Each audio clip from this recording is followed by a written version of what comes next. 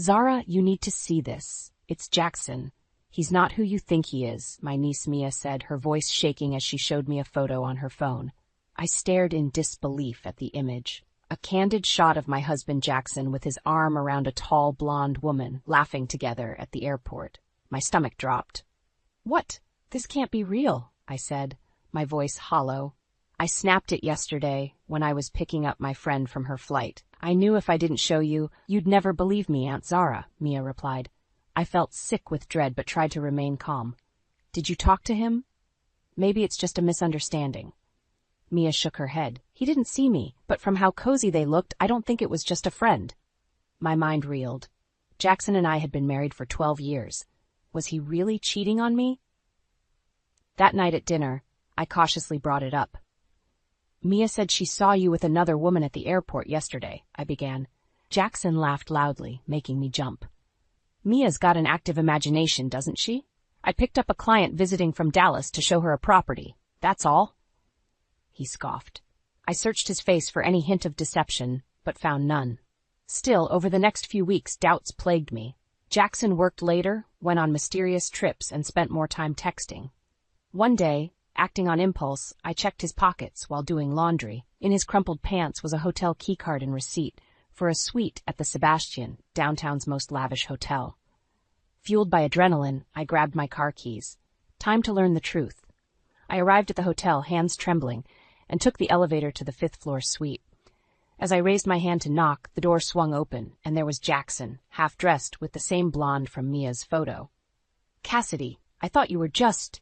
Jackson froze mid-sentence when he saw me. Zara! He cried. What are you doing here? My body shook with rage and anguish. I was right not to trust you, I choked out. The blonde, Cassidy, slunk out, avoiding eye contact. Jackson scrambled for his shirt. Zara, I can explain. Don't bother, I said coldly. Without another word, I turned and strode rapidly toward the elevators, tears stinging my eyes. His web of lies had finally unraveled. My husband was not the man I thought I knew at all. I drove aimlessly for hours, my mind racing. How long had Jackson's affair been going on, and how had I never noticed? When I finally returned home, Jackson was waiting on the porch. Thank God, I was so worried, he said, rushing toward me. I backed away, repulsed. Don't come near me, you liar, I said sharply. Jackson's facade crumbled. Baby, I messed up, okay? I didn't mean for it to happen. Save it, I snarled. I saw you with her at the hotel. Her name's Cassidy, right? Jackson paled. Cassidy? She doesn't mean anything to me, Zara. It was just a stupid fling. I fought the urge to slap him. A fling? We're married. How long has this been going on? He turned his gaze downward. I don't know. A few months, maybe? Months, I cried. Blinding fury washed over me. Without thinking, I grabbed my suitcase from the front closet and started throwing clothes inside. Whoa, take it easy, Jackson said, eyes wide. Where are you going? I'm leaving. Obviously, I scoffed bitterly. I'll be at my sister's. Panic flashed across Jackson's face. He blocked my path to the door. Be reasonable, Zara. You don't have to leave. I pushed past him, seething. I won't stay under the same roof as a lying, cheating snake. Jackson chased me to my car. I said I was sorry. I'll end things with Cassidy, I swear.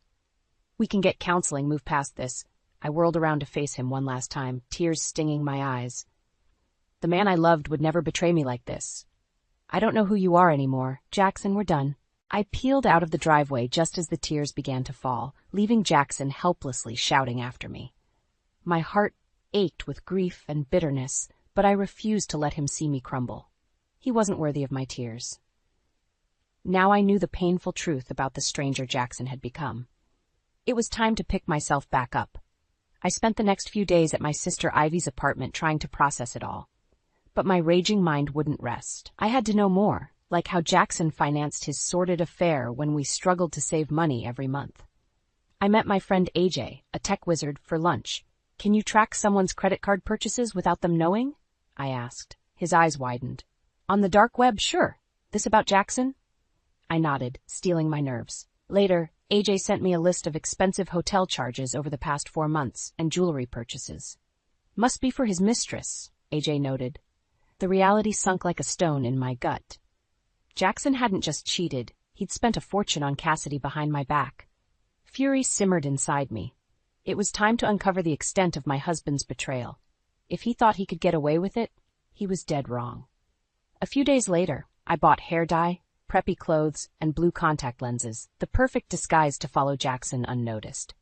I told Ivy I needed to work, but really, I was parked outside Jackson's office, spying from a rental car. At noon, Jackson finally emerged, stopping at the florist. To my disgust, he exited carrying a massive bouquet of roses. He continued downtown, ducking into the Sebastian, the same hotel where I'd caught him with Cassidy.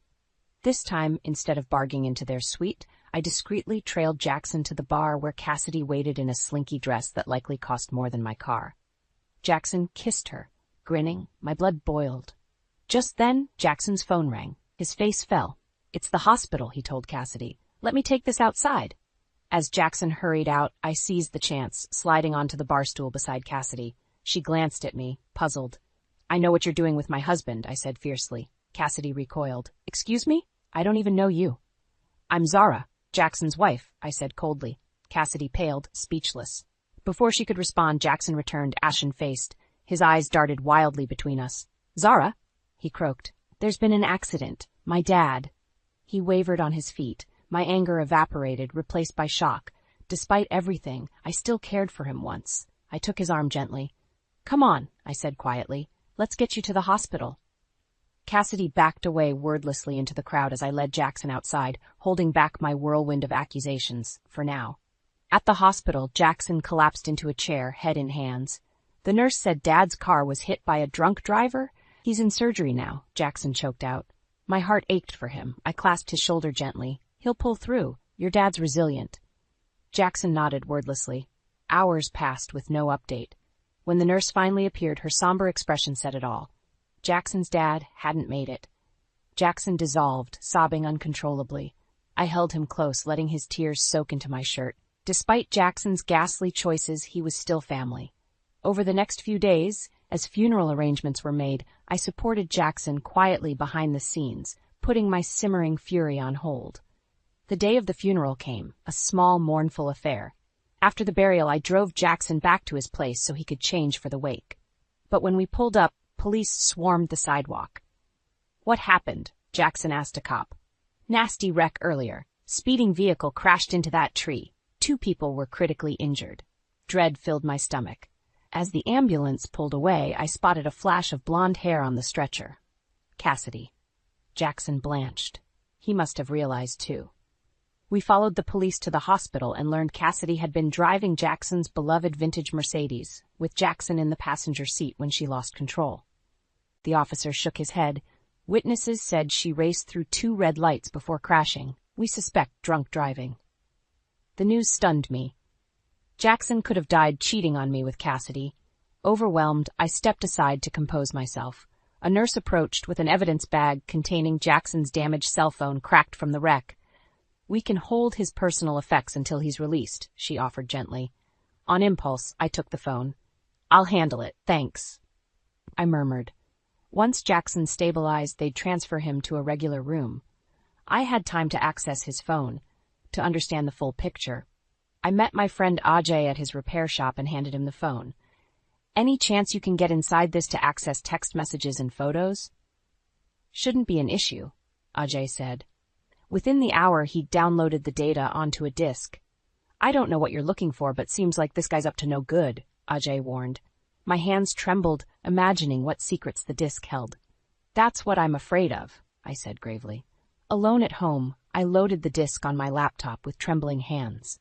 Photo after sorted photo filled the screen. Jackson and Cassidy entwined, wearing nothing. Receipts and texts arranging their trysts covered months. Even worse, screenshots showed Jackson transferring money from my personal account into his, thousands of dollars gone.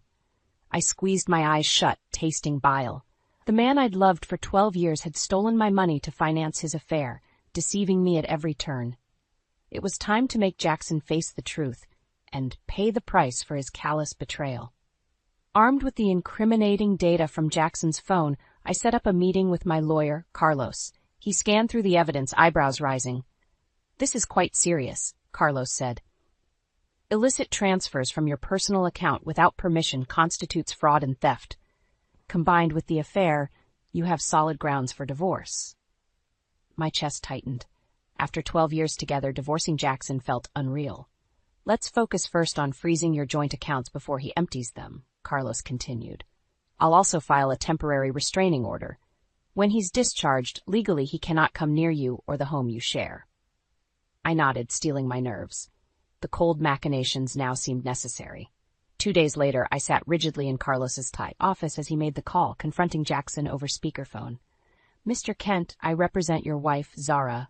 We have evidence here of fraud and infidelity. As of now, your joint accounts are frozen. You're also legally prohibited from approaching Miss Kent or your shared residence per the temporary restraining order issued this morning." The line went silent. Finally, Jackson sputtered in rage. "Who the hell do you think you are? You can't just lock me out." Carlos glanced at me. "The court order says otherwise, Mr. Kent. Will you comply, or shall I have officers waiting at your discharge?" "You betch," Jackson snarled. "You won't get away with this, Zara. That's my house, too." I flinched but kept my tone cool. "I'm done being your personal ATM, Jackson. Consider this the consequence of your actions." The call ended explosively, with Jackson hurling threats until nurses hauled him away. Shaken, I retreated home, now owned solely by me. For days, tension knotted my stomach as I awaited Jackson's next move. A week later, the doorbell rang. My eyes widened in alarm until I saw Jackson's sister Harper on the video feed. I swung the door open. "Harper, is everything okay?" She shifted on her feet. "Hey, Zara, do you have a minute?" I waved her in, puzzled. Since the funeral, I hadn't seen Harper or the rest of Jackson's family. Harper sat down, not meeting my eyes. "I heard about the restraining order and Jackson cleaning out your accounts." My shoulders slumped as I sank down beside her. "You probably think I'm just bitter and crazy, but he was cheating on me for months, Harper, and stealing money to fund his lifestyle with some woman named Cassidy." Harper nodded slowly. "I know. I didn't at first, but I overheard Jackson on the phone with Cassidy. The things he said, the way he spoke to her." She shuddered. "He was cruel, degrading. I realized I didn't know my own brother anymore." Tears shone in Harper's eyes. My heart twisted in empathy. Betrayal by family cut especially deep. Harper grasped my hand fiercely. "You did the right thing escaping from him, Zara. What he did was unforgivable, and I want to help you make sure he doesn't get away with it." Relief washed over me. I wasn't alone anymore in this fight. Harper's solidarity awakened a powerful sense of vindication. With the truth exposed, Jackson would finally reap the misery he'd sown, starting with losing his most precious relationships, the foundation of his deceitful life. In the weeks following my confrontation with Jackson, I leaned heavily on Harper's support. We met often for coffee or wine, hashing out my next moves. "Have you decided whether you'll meet him in court or settle outside?" Harper asked one evening. I swirled the wine in my glass. "Jackson's too volatile for meetings. I'll let the judge force him to pay up." Harper nodded firmly. "Good. He deserves the public shame." I sighed. "My lawyer says proving the affair gives us leverage for maximum restitution, but rehashing all the sordid details—" I shook my head, pained. Harper clasped my hand. "You're so much stronger than Jackson gives you credit for, Zara. Don't worry, I'll be right by your side when you face him in court." Her steadfast solidarity bolstered me. With Harper at my side, I could withstand Jackson's wrath long enough to expose his deceit in court. Financial restitution seemed hollow compared to what I'd lost, but hitting Jackson where it hurt most was the only path to justice. A few days before our hearing, Jackson shocked us both by showing up unannounced at my door, ignoring the restraining order. "Zara, please, can we talk about this?" he implored, clutching wilted flowers. Before I could react, Harper appeared behind me. "Get off this property before I call the police, Jackson," she threatened. Jackson's face darkened. "Stay out of this, Harper. This is between me and my wife." The possessive way he said "my wife" made my skin crawl. Harper stepped forward furiously. "Former wife, because you decided to lie and steal instead of honoring your vows. I always defended you, Jackson, but now you disgust me." Jackson flushed angrily. "You know nothing, Harper. This witch turned my whole family against me." He jabbed his finger at me. My fury boiled over. "You did this to yourself, Jackson. Now get out before the cops drag you out." With a menacing glare, Jackson stormed off. I sagged in relief against Harper. Tomorrow, come hell or high water, my ex would get exactly what he deserved. At the courthouse, Harper squeezed my shoulder as we took our seats.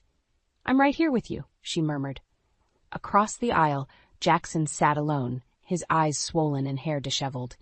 For an instant, pity tempered my simmering vitriol. Then I remembered the trauma his lies inflicted, and my resolve strengthened. When the judge called my name, I strode forward steadily. I would walk out of here vindicated and finally free from Jackson's poisonous hold. Please describe for the court the events that led to today's hearing, the judge prompted gently. I steadied myself. I learned my husband Jackson was having an affair. When I confronted him, he promised to end things, but he continued sneaking around behind my back. I proceeded to calmly detail Jackson's lies and deceit over months, culminating in stealing my money to fund his lavish outings with his mistress Cassidy. Jackson's lawyer questioned me vigorously, but faltered when I presented the evidence from Jackson's phone. The judge considered me soberly. This deception went on at length. Why stay with a serial philanderer and fraud? I stood taller. Because I loved him once, deeply. I'm here now because his actions forced me to protect myself. The judge nodded and turned to Jackson. Mr. Kent, how do you plead to these allegations of infidelity, fraud, and theft? Jackson burst out of his chair. It's bull, all of it. She's making me out to be a monster over one mistake. He pointed at me, hand shaking. Murmurs filled the courtroom. The judge pounded his gavel sharply. That's enough, Mr. Kent. Maintain composure or I'll hold you in contempt. Jackson slowly sat but glared at me malevolently. I glared back, undaunted. After a painfully long debate, the judge rendered his verdict in my favor. The evidence presented confirms Mr. Kent violated marital trust through chronic infidelity and fraud. As restitution, this court orders an equitable division of assets, including one-time alimony payment to Ms. Zara Kent. He banged the gavel finality. I hugged Harper tightly in dizzy relief. It was over. I was free.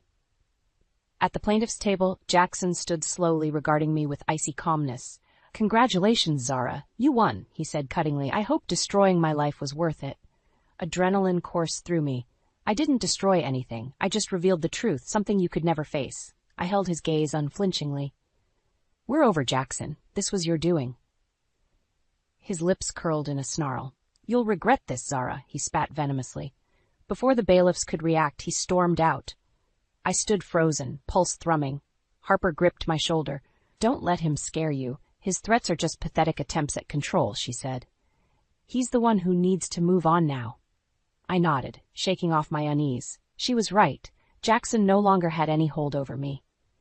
And once his family and Cassidy realized the truth too, he'd truly be left with nothing. A fitting outcome for his cruelty. In the months following the trial, I finally felt I could breathe again. Jackson vanished from my life just as completely as our marriage had. Only Harper provided glimpses of his downward spiral. His girlfriend Cassidy left him when she found out about the money he owes you, Harper revealed over lunch one day. And without her bankrolling his lifestyle, he's scrambling. I shook my head. After all the warnings about her, now he's alone and struggling? Talk about karma. Harper smiled ruefully. Also, quite the scandal for his career. Clients dropped him when word of the lawsuits got around. While I took no pleasure in Jackson's misery, it was clear he deserved it. And the alimony checks he resentfully sent each month ensured I could rebuild my life. On my birthday a few months later, Harper stopped by with champagne and news. Cheers to your fresh start, we clinked glasses.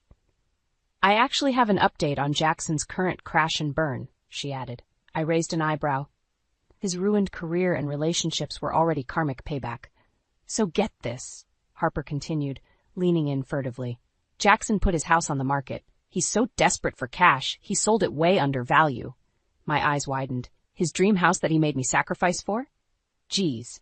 Almost sheepishly, Harper went on. Well, funny you should mention sacrifice, because the buyer was Ray Hernandez. I nearly choked on my champagne. Ray? My ex that Jackson always hated? Harper nodded, grinning.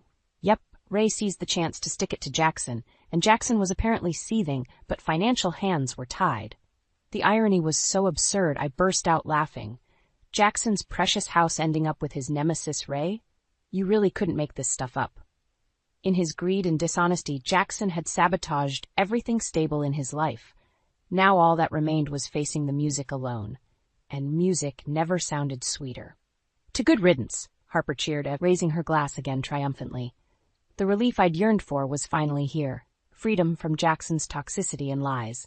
His bitterness over losing our old house to my ex was just icing on the cake of karma, now enjoying her sweet revenge.